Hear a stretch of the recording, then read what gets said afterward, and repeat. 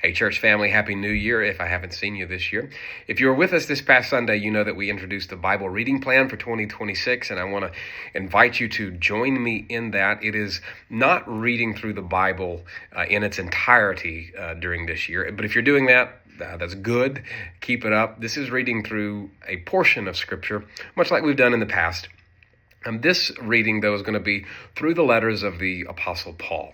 I think it's a meaningful plan, and it's also a very manageable plan.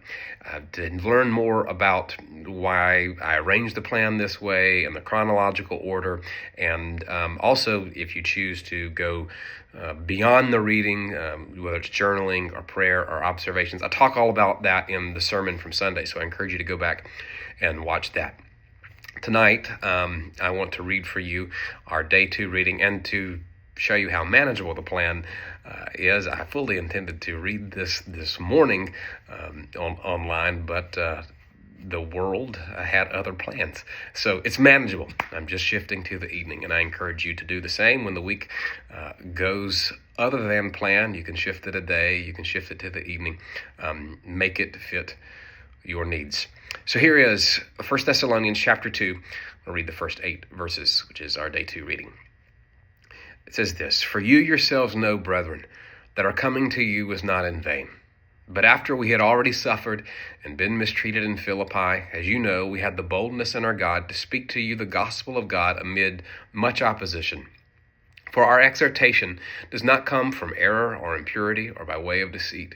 But just as we have been approved by God to be entrusted with the gospel, so we speak, not as pleasing men, but God who examines our hearts. For we never came with flattering speech, as you know, nor with the pretext for greed. God is witness. Nor do we seek glory from men, either from you or from others.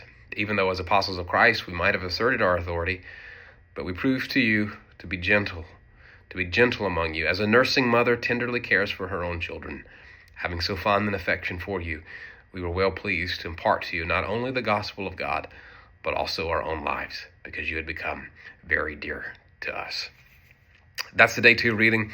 I encourage you to think through the reading. What's something that you can imitate in the passage? And for me, in this reading, I look at those last 2 verses, and I'm reminded that the relationship that we have with one another based on the gospel is a familial relationship. So how well are you doing in treating fellow gospel believers as members of a family? How well are you doing in terms of treating church family as family? It's a behavior that we could all imitate. God bless, and keep reading.